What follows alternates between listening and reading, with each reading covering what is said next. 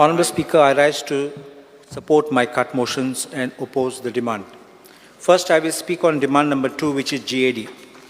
GAD कितले post आसात सरकाराचे आणि ते नोकरी आसात ते केन्ना on regular basis बननात. They're taking people on contract basis and they're also not giving them regular appointment. After years of service, they are telling that this Uma Devi judgment comes and then they cannot regularize them. I think this is wrong because our youth have a certain aspiration of joining a job. You can't keep people pending like this.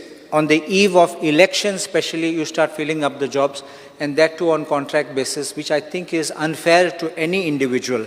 When they reach 40, they will have problems because then they cannot be employed again. There is also one more issue which I want to point out, Honourable Speaker. When people get appointed, Honourable Chief Minister, please listen to this a little carefully. When they get appointed, ek party on contract basis, they have to inform the employment exchange, which means you are employed. Suppose there is a regular post, they will not be registered with the employment exchange. The question is, what will happen to these people? Because employment exchange statistics are of those who are unemployed. And employment exchange is not bothered whether you have regular or non-regular posts. If you have a regular, any employment, you are deemed to be employed. Your name is struck off from the roll. So I think that, I hope I'm making this clear, because the figures go to show unemployed, but sometimes the reality shows otherwise, because they are employed. But the employment, not a secure employment. It is only a temporary, a contract basis. No, you have to help them. Because if you want to say that employment exchange is mandatory, then these people who get this employment by this means, their names get deleted, they will not be eligible for permanent employment. Not deleted, that's what. They should not be deleted because they should not also be held liable for not deleting. There's another thing, Honourable Speaker, additional charge is being given to many officers. And I think this practice should be stopped. For example, the Mapsa Municipal Council Chief Officer is holding additional charge. Then recently I have seen that Margao Municipal Council Chief Officer, the existing one has been shunted out and somebody else is holding additional charge. You may have reasons for putting somebody here and there. I'm not espousing a cause for somebody particularly. But what I say is additional charge, they come on particular days. And if they come on certain days and that day they have a meeting or they got some high-level meeting, they don't turn up, people come and people go. People can't get the service they want. And places like Mapsa municipality needs a full-time chief officer. So I request that stop this process of giving additional charge. You can groom up somebody to come and take that charge if you feel. And if the person is deficient, you can remove him. But I think unless you give charge to somebody else, this kind of lethargy in working, even the staff won't work, and there will be big rush on that day. And it won't be efficient working of the government. Extension of services is another thing. I can understand topmost level posts because they have specialized expertise.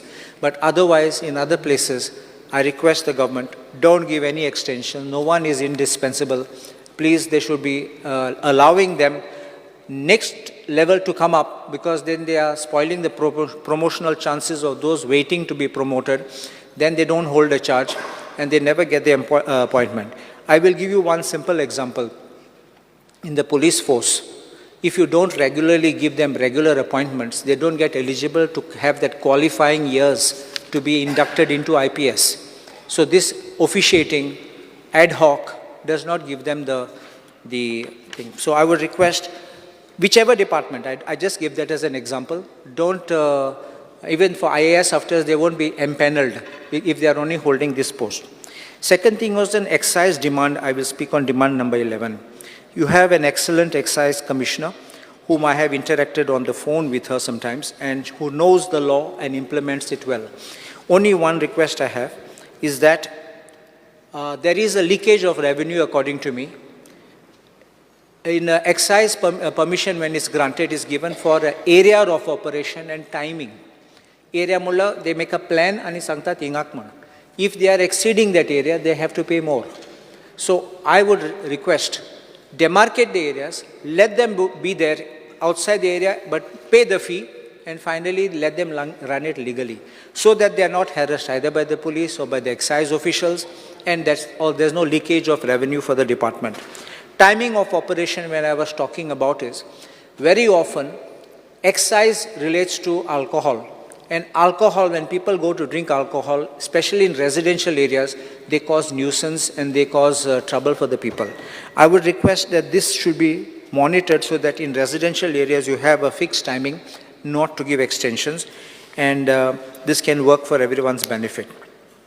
There's one thing which I want to mention is, there was that question about that excise scam which had taken place. Honorable Speaker, you remember that Perne matter, where there was a person who was taking department's money by giving fake receipts. Apparently, the Chief Minister has made a statement some days back that you will recovered more than 27 lakhs from him. But I don't think that एक याद दवरूंक जाय, चोर तो चोर, एक पाटी चोरलो आनी तेणी मागली पोरो दिली जाल्यार तेगे हें जायना, तो चोरूच तो. So why I'm saying, recovering of the money is one part of it. But my little question I have, a person of the level of an UDC, how does he have 27 lakhs to make that payment to you in such short time? I am very shocked, and I think the government should look into his sources of income and find out whether he has got something else, some other business running which is not being disclosed, or he has got some other hidden assets from where he's sourced out this money. 27 lakhs, if you tell me to pay it overnight, I will have problem.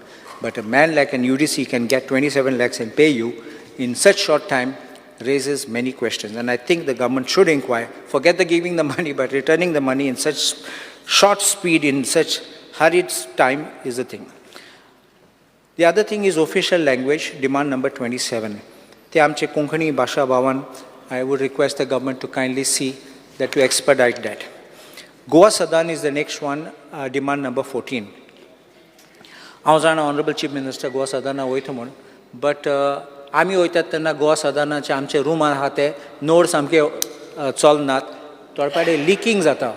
And I believe that these things should be repaired and they should be made better, so that services for anybody, whether it's us or others, should be done properly.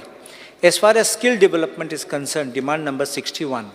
आता skill development training म्हणटात, apprenticeship म्हणटात तेंकां. तेंकां एक syllabus ना, तेंकां एक direction ना, तेंकां target ना, तेंकां final assessment ना. म्हणल्यार कित्याक वयतात तें खबर ना. ते वयतात, बसतात थिंगा, कितें कर म्हणल्यार कोत्तात आनी येतात. Sometimes एकलो plumbing शिकला, म्हूण तो एड्युकेशन डिपार्टमेंटान बसून आहा. हांव केसो काम करता थिंगा, बिकॉज तेका नोट्स बरोवपा जायना. सो तो प्लंबिंग कोसना थिंगा, तो बसतलो, तेका सर्टिफिकेट मेळटली, कंप्लिटेड इंटर्नशीप म्हणून. इतलें जातलें. So I say that these are the demands which I have got, cut motions, and I say the government should look into this, especially into this excise